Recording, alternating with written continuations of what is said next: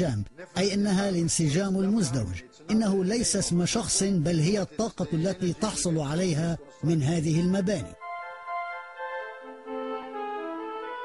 لنعتبر أن مواقع الأهرامات على طول عصبة السلام هي مبان منسجمة معقدة.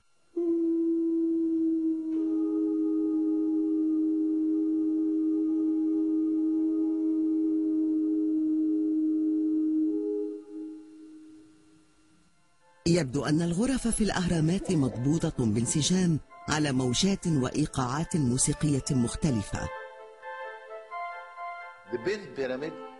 إن الهرم المنحني يملك غرفتين لصوتين مختلفين. كل غرفة في كل هرم إذن تمثل تقنية صوت مع أنغام مختلفة تخلق حقولا منسجمة من الرنين.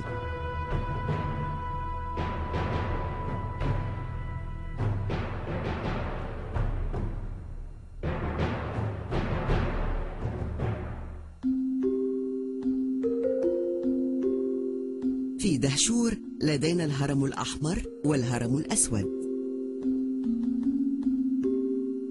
الهرم المنحني مغطى بحجارة تورا الكلسية البيضاء، إذن لدينا أحمر وأبيض وأسود. ربما هذا دليل على أن أهرامات الجيزة بنيت أيضا بألوان مختلفة في الماضي. وقد يبدو أن الهرم الأكبر كان أبيض براقا بحجارته المغلفة، والهرم الثاني ما زال يلمع باللون الأحمر، والهرم الثالث يحتفظ ببقايا الحجارة السوداء. هذا هو مجرى النهر القديم حيث كان النيل يتدفق في الماضي. هذا هو الهرم الأسود.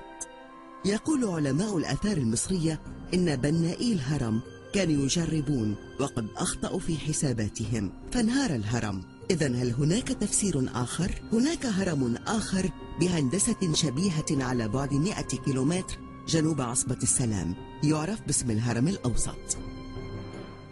اليوم عندما